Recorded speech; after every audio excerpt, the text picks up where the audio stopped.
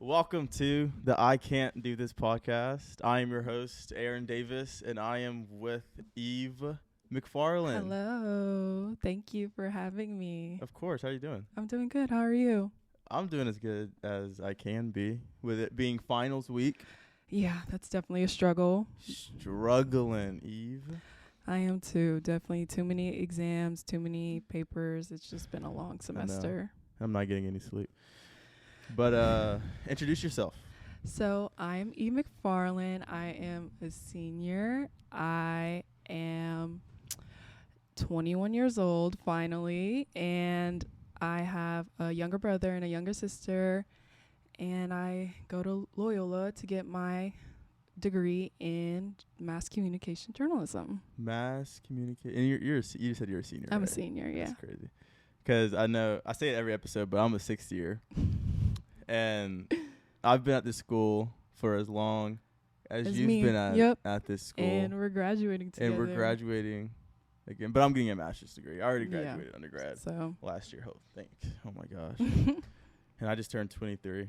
Yeah, I know. Such a useless age. Why do you feel it's useless? Because it's like, so you turn 21. Right. And that's a big milestone. Right. You turn 21, right? And it's like, oh, I'm 21. And then you turn 22. It's like, oh, I've been 22 I've been 21 for a year. Yeah. Like a whole year. And then you turn 23. And what do now? I get a job, get married, have kids at this point. Dang. that is a lot. But it feel like for me, like as a baby, out of the group normally with people, that's why it's like, oh, I'm finally 21. Like I finally feel an adult. But I can see for you, that's like, there's too much. It's a lot of pressure and just you don't even know what to do I yet. I used to be the youngest out of all my friends. And I still am about all my friends, but now I'm the oldest one on the baseball team. I'm the oldest one everywhere now. I don't like that at all. Really? No. Does it feel like being the older brother of everyone, or is it just? Yeah, because I don't even relate to like the younger people on my team anymore. I was just like, okay, I get it. Whatever. But you played basketball. I did. At Loyola. I did. You don't play anymore. I don't. You played in high school? I did. I played in high school. I started really in like middle school is when I started first playing basketball. Really? You didn't play with like you were I started really late. I was a really late bloomer. I don't know. I was doing a lot of different other things. Like I was doing junior lifeguard. I was doing junior lifeguard? Like in the summer and stuff like that. I don't know. I just didn't really get an interest into basketball until I was like finally one day like, Dad, I want to do it. And yeah, I started in like a little league. And I also started, I think it was 7th grade, because for PE, that's what it was. For PE, we were playing basketball, and my PE coach was like, okay, we need some people on the 8th grade team. So and I was on the 8th grade team. So he put me on the 8th grade team. So that's how I started. Were you good, or you were just? I think at the time he saw like potential in what I had to be better. So it was like he needed the players, and it was like a good position for me to grow and really learn basketball and understand it for myself. But I think I was decent. That's so crazy. I didn't even know that. Yeah. You started out late, 'cause I've never heard someone start out a sport so late. Yeah, like for my brother, he started out really early. We started him young, but for me, I was really late. In football? He played football, right? Yeah. And how old is he? 15 now? He's 15. Yeah. Jeez. He just turned 15. He just turned 15? December 3rd. 3rd? Oh, snap. I got to know my birthday. That's crazy. And then you played throughout high school. High school. All 4 years? All 4 years. Did you like it? I did. I really liked my coach once I got on varsity. He's been great. He was a really big influence on what I was doing basketball for. And I feel like he really believed in me and my potential and everything that I could do, and like go actually play in college as well. That's pretty cool. What was recruiting like? Recruiting was actually very different for me than what you normally hear. Like I feel like there were coaches calling for me, like, or trying to talk to me, and get on a visit, but it was more of like local schools. It wasn't like Loyola wasn't really one of those schools until I reached out. Oh, you didn't want to stay local? So no, I wanted to go far. I was really big advocate on going far. I wanted to get as far away as home. That's as funny. My could. parents did not let any of us go far away. Really? This is the furthest. So we stay in Dallas, and this is the furthest. I have how many? I have two older brothers, and they both stayed in Texas because my oldest brother wanted to go to NYU. My parents were Really? like, yeah, he wanted to go to NYU, but one, it was way too expensive, and it was way too far. My parents were like, y'all are staying in Texas, and I got to leave Texas. I wanted to go to like California or something. But I'm kind of glad though I stayed closer to home. I don't even visit home though. I don't have time. When you have sports, you literally just don't have any time. And it's sad because you just miss home and you just want to be there for a little bit. You reached out to Loyola. So how'd you even know Loyola was a school? So I was getting counseling for college. This lady, her name is Nicole. She helped me in like applying to schools that I wanted to focus on for journalism. That's when I really learned like, okay, this is something that I could really be passionate about and do good. So she helped me figure that out. And then I was applying to different schools, and basketball was one of something. I was finishing up my senior year, something that I wanted to do, and decided that I would like to play, further in my career. So reached out to the old assistant coach of Loyola and sent my highlights, and then got invited to the camp, and then went through a bit rough patch. At first they were saying no, like they weren't, like, oh, we're looking into it, and then it's like, no, we can't give you a position. But then God said, keep your head up, things are going to change, and they offered me a scholarship. So to hear back from the assistant coach, I got a scholarship to play. That's pretty cool. Yeah. I didn't even know Loyola was a school. That's why I'm so surprised that you reached out to Loyola. I've never even heard of Loyola. I didn't even hear about Loyola until I was with my college counselor. Yeah. I didn't do that either. I didn't have a college counselor. I think it's a really good thing for like when you're a parent to put it for your kids, because I can see how much that helped me from my mom, and I'm very thankful for my mom to do that, because for her too, like, it's different as our parents are getting older. Like schools are different. Like when she was applying for school, it's like completely different from how it is now.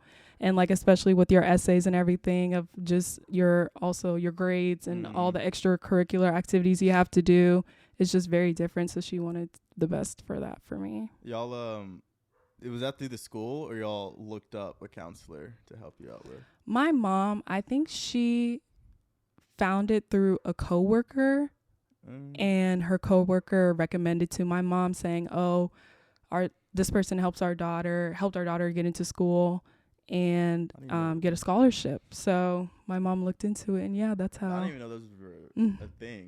That's great. I'm gonna have to write that down. Remember that for later. Yeah. 'Cause I'm 23 now. I guess I'm gonna have to start thinking about, oh my gosh. No. I gotta start saving up for my kids' college. I can't even think about that right now. I gotta start a 401k. I can't even. I get a job. I can't even think about that right now. That's too far. You're getting a master's though after. Yes, I plan to. I plan to. See, you got time. I'm old. I'm already there. You're not even that old. Yeah. You are not that old. I feel old. I'll tell you that. So how was talk about your first year playing basketball and what happened with that? My first year of playing basketball, I was actually redshirted. So I didn't get to play games, and more of just like practicing. What was the reason you got redshirted? That was a position that they gave me. They said, if you still want to come here and to play, you have to redshirt. Okay. That's so cool. Yeah. I mean, I redshirted too. It's all good. A lot of people redshirt their freshman year. So. Oh, I'm not worried about like what people think of redshirting. No, I totally think it's okay to do. And I think it's a good thing if you feel like it's, something that could better lead towards, if you feel like it's a great opportunity and you want to redshirt and you're going to progress and all those things, I definitely say take it. Yeah. I feel like there is a big misunderstanding when like people say, oh, redshirt, but it also just depends on who you are as a person and what work ethic you put into, So redshirting your freshman year, you just practiced. Did you travel? I did For not basketball travel. games? You didn't travel? You only went to the home games? I think the home games, and I did travel for the SSAC conference game. Oh, the conference game? Or games. The tournament. Yeah, the tournament. Yeah. Oh, okay. How was that? You like that? And like, you'll stay in the hotel and stuff? Yeah, it was good. I liked it. I feel that now that I think of it, I really remember, but I don't remember at the same time. But it was a good experience to really, I remember the experience of like obviously winning and all these things. Yeah. But, and that's something that's to treasure forever, because that's cool, you know, to just be able to cut the rope off the rim and all that, and just be able to share that with your teammates who work so hard to do it. You got a ring for that? Yeah, I did. That's I did get a ring. But yeah, I did get a ring. I got 2 rings. 2 rings? Yeah, 2 rings. Man, see, look at that. It was, yeah. You can tell people, oh, I got 2 rings in college. I know, but at the same time, I didn't even play, so I didn't put anything into it. So really, doesn't matter. You're on the team. That's all that matters. Yeah, but you're right. Yeah. So freshman year, you redshirted. Sophomore year, what happened? Sophomore year was a roller coaster. A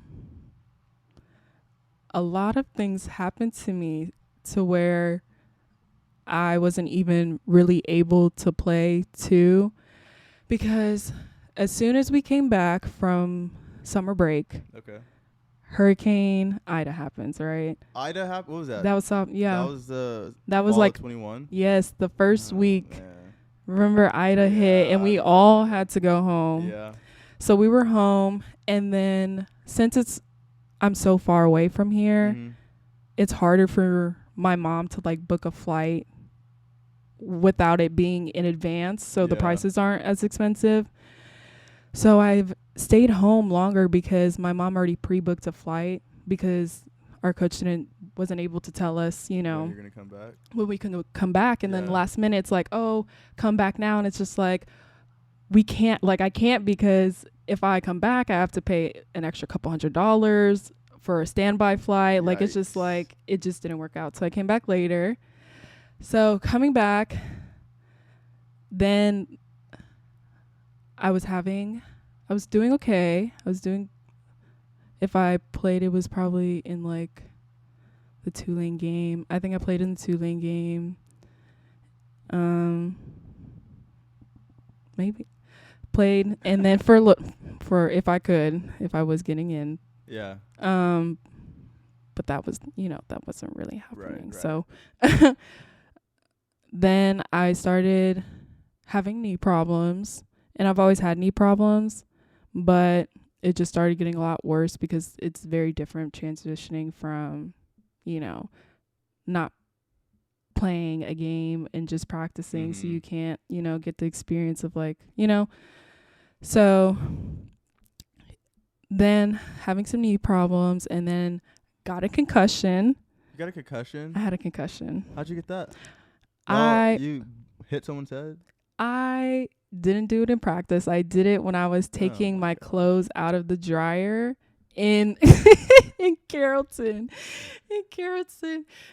Yes, it was Carrollton. And then so the door was out.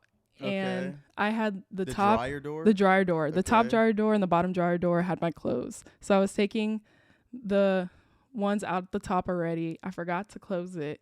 I was taking the ones out of the bottom, and I hit my head. Oh my gosh. And I was concussed. You hit your head on the dryer door? Yeah. And that's how you get a concussion? Yeah. Oh my god. Yes. So then I was out. So I had that concussion. I was out. As soon as I came back, busted my lip open, and I had to get stitches. Playing basketball in the Tulane game. Busted your lip open, had to get stitches. Yikes. And I was out for a month. For stitches on your lip? Yes, because you can't play with contact if you have stitches in your lip. Yeah. That's a rule? You can't just put like a little mouth guard in and just play? No, because it was right here. I fell on my face, and my teeth went through my lip. Yikes. So Had to get stitches, was out for a month, waiting for them to dissolve. Like I really couldn't do any physical, practice. Oh my gosh. So then as soon as I come back, I tested positive for COVID. Okay. Okay. This is like, I don't even know. This is one thing after another. Yeah, tested positive for COVID. So I had to, and this was during Christmas break. So Christmas break was about to begin. So then since I had COVID, I had to go home. And then I was home. And then now I'm coming back after Christmas break. I'm exhausted. I haven't practiced in literally 2 to 3 months. So, oh my gosh. Yeah. So that's when I started having my knee problems again. And then it got to the point where I went to get an MRI and I had to get, it was to the point where I almost had to get surgery. On your knee? Yeah, on both my knees. In both of them? Yeah. Eve. You were struggling. I was. So it was a whole thing to where I wasn't practicing again. And I was trying to work with our orthopedic doctor to figure out when to get my surgery scheduled. And then how I was going to do school and how my mom was going to come here and take care of me for that time being of immobile, being immobile. She was going to come to New Orleans? She was going to come. While you had surgery? She was going to come take care of me. And then the recovery process was like 6 to 8 months. Right. 6 to 8 months for one knee. And then if I get it on the other knee, it was obviously, that's over a year and a half, almost 2 years. You can't do both knees at one time? No. I couldn't do both knees at one time. So I had to do one at a time. Do one knee for 6 to 8 months and the other knee for 6 to 8 months? Yeah. Oh my gosh. Yeah. I didn't even know that. What? Yeah. So then I was talking with my mom. I was just like, I was already to the point where I didn't want to play basketball anymore. Yeah. And I can see that. I think it was just like, I'm not going to do this surgery now if it's not for the reason of me playing basketball when I could finish my degree and then like focus on like, getting this done. So yeah. You have to still have knee surgery eventually. Yes. If I want to like get rid of some of the pain that I have sometimes, I have to have the surgery. Because what it is that my kneecap and my bone is like they're rubbing together. Cartilage. Yeah. So I have holes in my cartilage. And then it's like to the point where if you hear me bend my knee, you can hear it crack. Yikes. So yeah. Nah, I don't like that. Yeah. I don't like hearing about that either. I'm so glad I'm not a medical person. That is disgusting. So you quit. So when did you I want to say quit, but when did you stop playing? Is that your sophomore year after all that happened? Yeah, my sophomore year. During the season? No, at the end of the season. Yeah. What was that conversation like? It was just like, oh, hey coach, I'm hurt too much. I got COVID. Like I'm outie. It was just like, I just don't see I told her, I said, I don't want to, be on the team anymore. I don't see myself playing. Like there's just been too many issues I've had being here. And I just can't do it anymore. It was too much of a mental and physical toll on me that I couldn't do. And she said, like, okay. And she was respectful about it. So. Yeah, well, that's good. Yeah. So are you on a scholarship right now? Are y'all paying out of pocket to be at this school? Oh, my God. No, I'm not paying. It's a long story. Okay. Well, we don't have to get into your money and finances, but I'm just saying Loyola's an expensive school. It is. That's what Tulane's more expensive. I was trying to find my rich wife over there.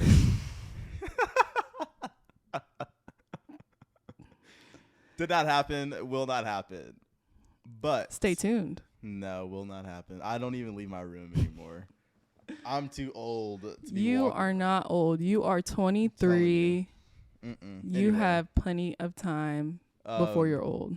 So once you found out that you weren't gonna play anymore, was that a hard pill to swallow, or you were just like, I'm cool, like I'm good?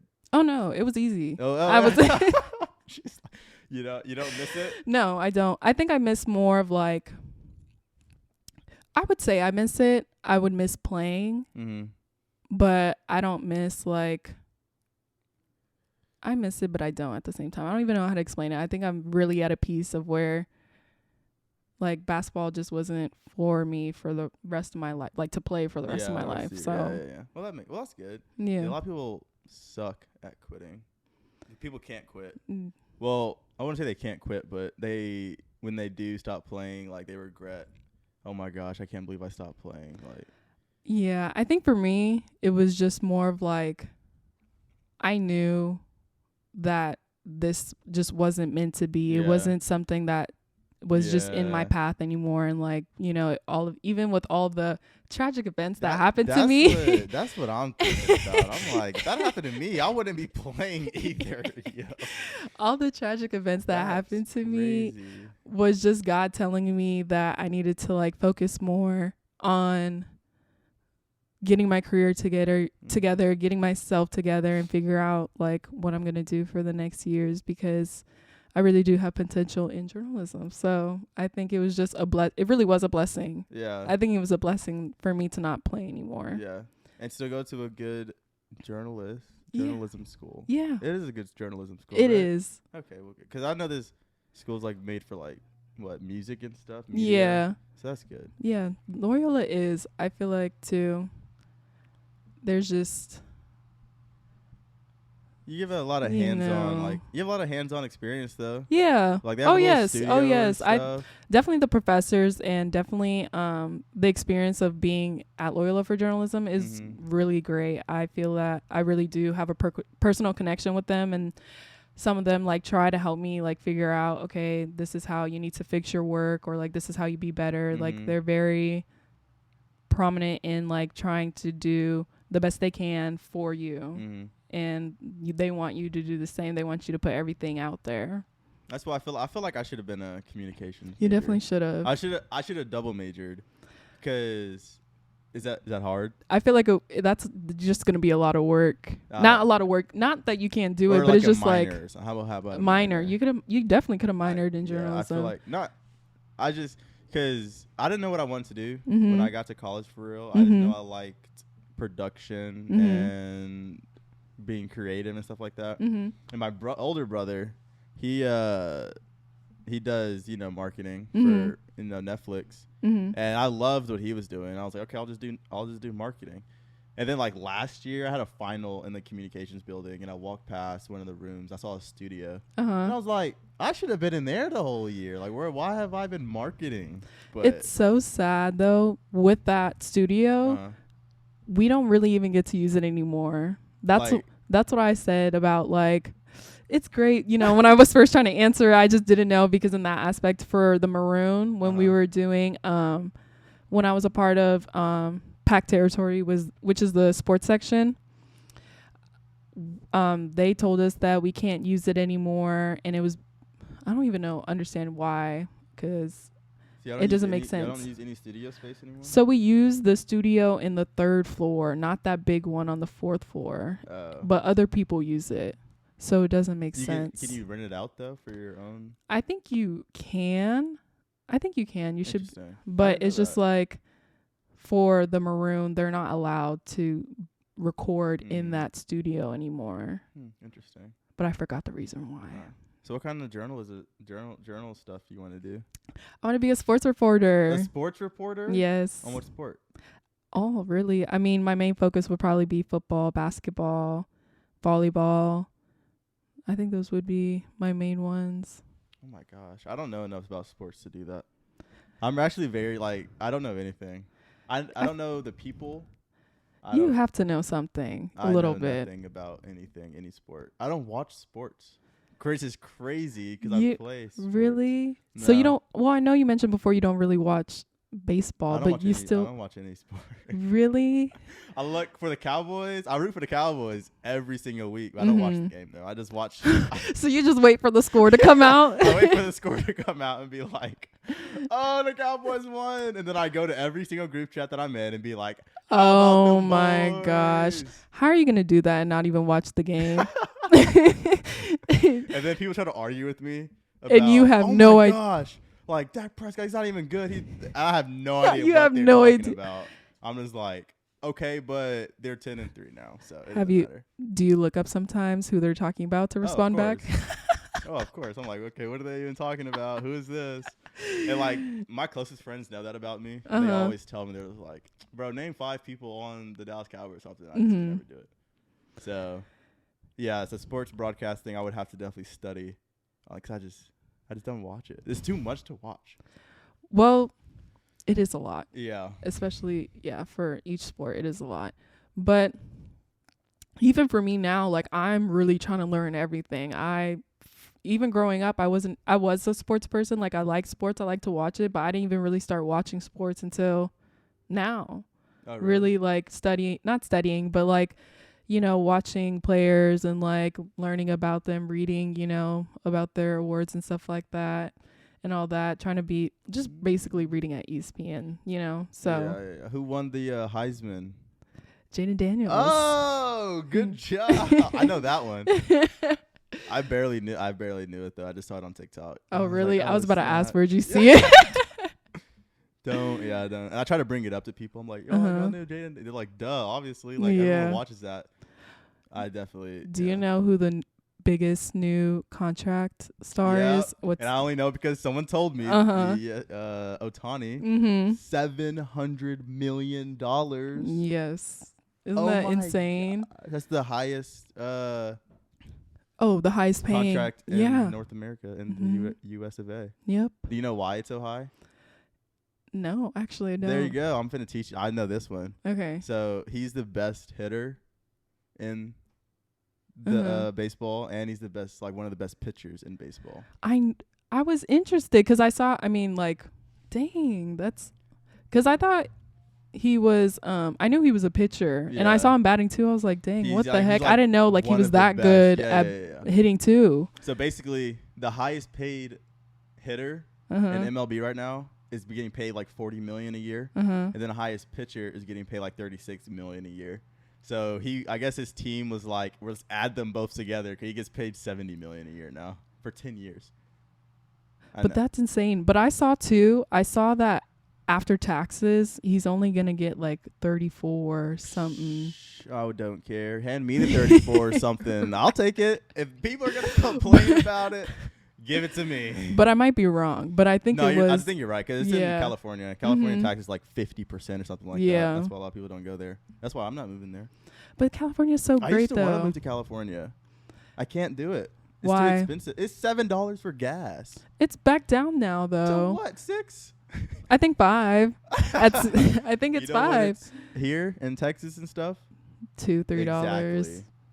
Exactly.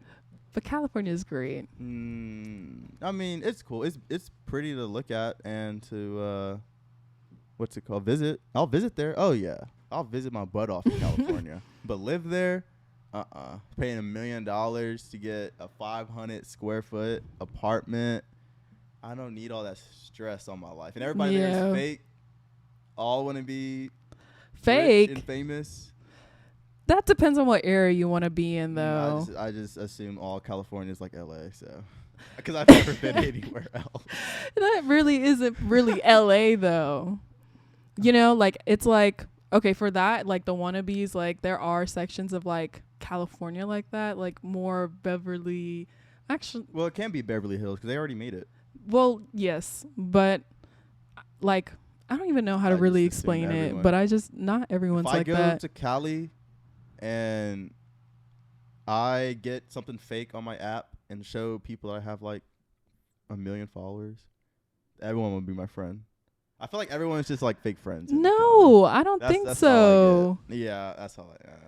That's not it at all. I guess the locals might be different, but I feel like California is not that at all. Really, I feel like there are people, but like for me, like I've never have seen that. Like I've Really? never That's all experienced that. It's No. like, oh, I feel like California. people are very, So you want to stay in California? I would say in California. I would really go to California, or I would go to,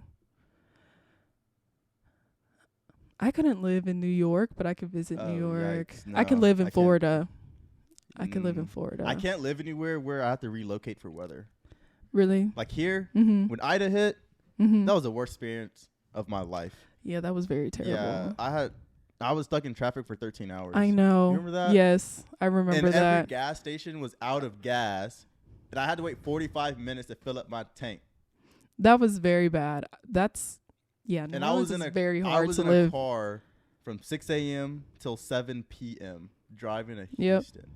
Yeah, that was very bad. I I remember was that. oh my gosh. I don't know why that always happens to me though, because I was in traffic one time coming from Houston to New Orleans, Uh-huh. and there was some 18-wheeler wreck, and I didn't know what happened. We were stuck on the highway, not even moving for like 3 hours, Uh-huh. and I got out of the car and like sat in the street because I was just like, what is going on? New Orleans just cannot handle weather. Like Yeah, it just I know. It's bad. we're below sea level level, yeah. anyway. Like the potholes are terrible, Yeah. and Potholes are gross. And I just cannot live in a city where I have to relocate. If there's a threat of Yeah. once a year that I might lose my house, yeah. like I'm not dealing with all that. And that's where Florida gets hurricanes too. Well, with Florida, it's like I still can live in Yeah. Florida because it's like in California we have Yeah, earthquakes. Yeah, So, but I feel like New Orleans is very different because New Orleans is not very established to like survive this. That's why there's so many yeah. that's why there's so many, like, especially when I came here, and that's how I came to New Orleans too. I came here for a mission trip. Oh, really? I came for a mission trip, and we were rebuilding this lady's house because it got destroyed in Hurricane Katrina. So there's so many like groups, Yeah. especially like, church groups that are working to like rebuild and like help people who are still affected by Hurricane Katrina. So it's just I like, didn't even know that. mm-hmm. You know, it's crazy because we got hit by tornadoes last year. Here, like in New Orleans, there was a lot of tornadoes. There was like 2 tornadoes in the 9th ward. Oh, that's right. I And remember that. and Yes. it like destroyed the same house. Yes. And I was like, dude, New I Orleans cannot- remember, You but remember that? yes. And it's just like, that's how crazy it is to live here, because why you would never expect to have a tornado here. Is crazy. Yeah. But so any place that's near water, catch me, outie. But in Cali, there aren't a lot of big earthquakes there that destroy like a lot of buildings, or yes, like yearly. Like no, not really. I don't know really specifically. I mean, I remember mini earthquakes. Yeah, the mini ones. Like mini ones. I remember there's this one big one I remember, and it was like where my mom was holding like my sister and I was holding my brother, and like we were, just making sure nothing's gonna fall on us. But other than that, that's what I'm saying. Like you don't even gotta worry about the earthquakes for real. That's what I'm saying. Other than that, I don't think since I haven't been home really in a long time either, I haven't seen or felt any earthquake. If it would have happened, your parents would have told you about it. Yeah. Oh my gosh, Eve, there was an earthquake. Yeah. And you'd be like, oh. But there's a big fault line over there that any day people are saying it's gonna tear off California off the map. But Lord, we hope not. So. Right. Yeah. But yeah, anywhere that I want to move back to Texas. I used to want to live in California because I thought that was a spot, and I was like, ooh, grew older. Nope, I'm cool with staying in Texas. But it's so that heat. My mama's so proud. I grew up in it though. I know. It's not that bad. But the heat's not even bad though. It's not even humid in Dallas. That heat, Aaron. It gets to like what 1 something. That's even It was at Six Flags. It was already 107. See, It was. We went to Six Flags. It was hot that day. It was We just put a 107. little hat on, you know what I'm saying? Put a little shorts on, you know what I'm saying? Aaron, it was Put a hot. little, what's this called? Sunscreen. you know, and you're good. I can't live somewhere that's cold. You think I'm gonna live in the north? You're crazy. Well, what part of the north? Anywhere. If it gets below 20 degrees, 30 degrees, If it's snowing for longer than 3 days, I don't want to be there. Okay. Do you not like the snow? I love the snow for 3 But days. you wouldn't. After that, it's not fun anymore. Like, let me drive, please. I love snow days. Oh my gosh, playing out in the snow. And then it just becomes slushious and disgusting. But those first couple days, It is. love it. Like, I could go vacationing in the mountains. Okay, yeah. I love that. Like, going snowboarding. I haven't been in a long time. But going snowboarding. I love snowboarding. Boom, I'm there for a week. Right, but live there. But living there where I got to drive in the snow. People are honking at us because we're from Texas. We don't know how to drive. Yeah, especially in the mountains. And the thing is, and the tires, you have to put the chain. We're going up the mountain, and it's this one goes up and the other lane goes back. Right? And there's like there's not even a rail that goes up the mountain. Yeah. So like, we could really just slide off the mountain. So we're driving slow. People are honking at us. Yeah. Going around us. For what? I guess there's like that one doesn't make any sense to me, because how are you driving that fast up a mountain with ice on the mountain and you can slide off and die? It's not even a guardrail. Yeah. Well, for like when we go to Tahoe, my family and I go to Tahoe, it's the same way. Like some parts like don't have the rail, you know? So since my dad's been driving there like so many times, he kind of knows, but he doesn't, I mean, obviously he's not moving past people, but like, you know, once I feel like for them, like they're being a little more reckless, a little dangerous, but you know, they know how to like drive through it, but they're being not the safest. Right. Yeah. But yeah, no, you'll never see. I don't even know if I could drive. I might, if I ever go up there, I might have to get a driver to drive me up there. I don't think I have the confidence to drive up there. Yeah, it definitely, for me, I don't feel like I could do it. Especially people in the car. I'm reliable. I'm taking care of these people behind me. And if we go off the cliff, the first thing they go ask was who was driving. I'm sorry. Funny story. This is not really funny, but it is funny. I was in Tahoe with my family. We just got there. It snowed and the road was icy. So, you know, we were when we pulled up to our driveway, it's like icy. The driveway's icy. Yeah. So this is when I was younger. I was like, what was it? I was maybe 12, 13, maybe around there. And I brought my friend, my old friend, Haley, and it was us, and then my brother and my sister were in the back of the car.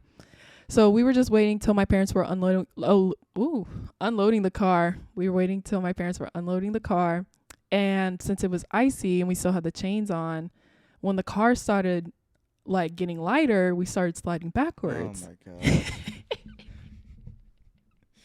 We started sliding backwards. So I'm screaming. My brother and my sister are terrified. We're all like freaking out. And my dad had to like pry the door open, because where our driveway is, it's like the driveway goes up this way, and then there's an extra rectangular space like this, and then the house is like on that side, and the staircase is right there where the car is parked right here. So first of all, they couldn't even open the door because the stairs are right there. Like they couldn't get it. Gosh. So then once it started going more down down the driveway, then they like had to like open the door open and hop in the car and turn the car on. That's fun. Oh, that was scary. I don't need none of that. I couldn't. No, like shoveling the driveway in the morning. My dad bought a flamethrower when it iced over in Texas. Yeah. Really? And he used it to unice the driveway. And I was like, you're going to burn the house down, bro. Chill out. But that's so funny. That is hilarious. Yeah. Well, Eve, what you thinking? It was fun. This was cool. I really like this setup. Like, I just like all of this, you know? Well, I'll have to check back in with you on another episode. No problem. But Okay, thank you for, yes. coming on. Thank you for having me. Of course. And if you enjoyed this episode, come back next week to watch another one. Hope you enjoyed it. Shared, like, subscribe, everything. They're gonna see me bumping my teeth into this. They're gonna see me like gosh. They're gonna be fine. You're a natural. You're a news reporter. Thank you. I'm trying to learn it. Well, good. All right. See you next episode. See you. Peace. Bye.